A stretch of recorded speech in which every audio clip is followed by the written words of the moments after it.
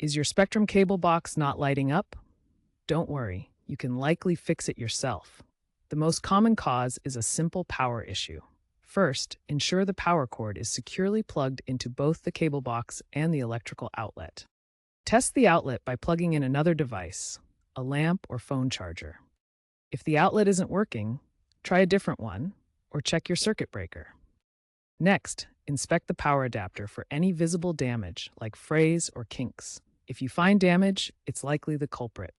If the outlet works and the adapter looks fine, try unplugging the cable box for 60 seconds, then plugging it back in.